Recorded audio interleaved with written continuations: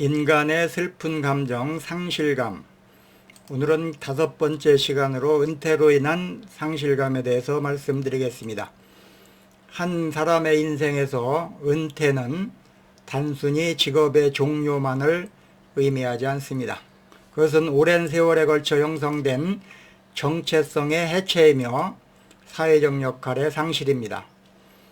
우리는 대부분의 시간을 직업을 통해 자신을 규정하고 타인과 관계를 맺으며 삶의 리듬을 만들어 왔습니다.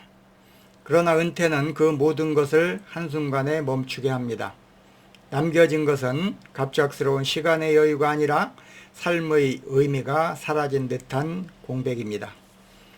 은퇴를 경험한 사람들 중 상당수가 사회적 무용지물이 된 느낌을 받는다고 말합니다. 이러한 감정은 실직이나 질병 같은 단기적 상실보다 더 깊고 지속적인 정서적 충격으로 이어질 수가 있습니다. 직업을 통해 유지되던 인간관계는 느슨해지고 정체성은 희미해지며 결국 자신이 누구인가에 대한 확신조차 흔들리기 시작합니다.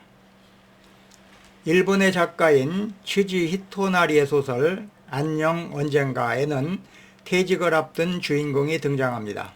그는 시간이 흐를수록 외로움과 쓸쓸함, 그리고 쓸모없어지는 느낌에 점점 갇혀갑니다.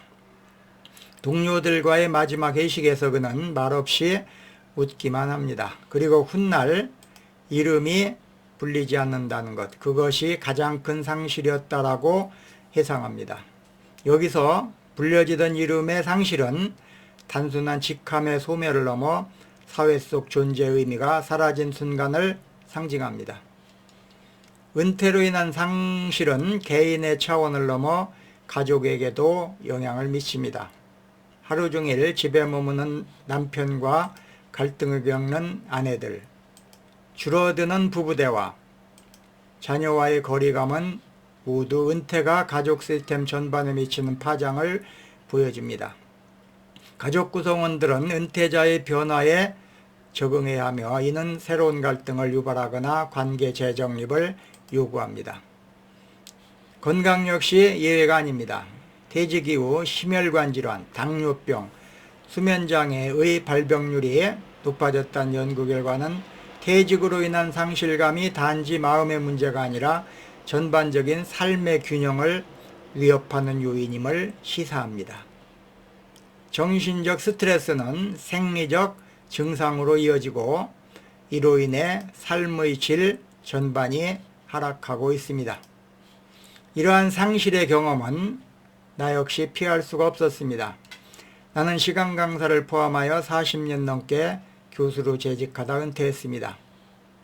마지막 수업에서 나는 학생들과 작별 인사를 하면서 후회도 미련도 없다라고 말했습니다.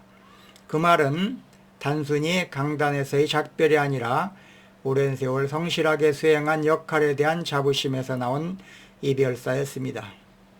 그러나 그 순간 이후로 밀려든 정적은 예상보다 무겁고 낯설었습니다. 더 이상 나를 찾아오는 사람이 없고 내 수업을 기다리는 이도 없다는 사실을 실감하게 되면서 이전까지의 삶이 얼마나 많은 타인의 기대와 사회적 요구에 맞춰져 있었는지를 비로소 깨닫게 되었습니다. 나의 경우 은퇴 후에도 삶의 의미를 붙잡기 위해 여러 시도를 했습니다. 책을 집필했고 그중 한 권은 대한민국 학술원 우수 학술도서로 선정되었습니다. 이것은 나에게 3번째로 선정된 우수 학술도서였으며 은퇴 이후에도 여전히 지적활동이 가능하다는 자신감을 안겨주었습니다. 교수신문, 교육플러스, 주간교육신문 등의 칼럼을 썼고 문인화교실에도 참여하여 매주 한 번 사람들과 함께 그림을 그리는 즐거움을 누리고 있습니다. 또한 유튜브를 개설하여 나의 생각을 대중들에게 전하는 일을 하며 보람있게 보내고 있습니다. 구독자 수에 연연하지 않고 원고를 작성하는 재미를 누리고 있어서 행복하기만 합니다. 그 중에 빼놓을 수 없는 것이 뒷산에 올라가서 하는 맨발 걷기입니다. 이것을 통해서 자연과 호흡하는 시간을 갖고 있습니다.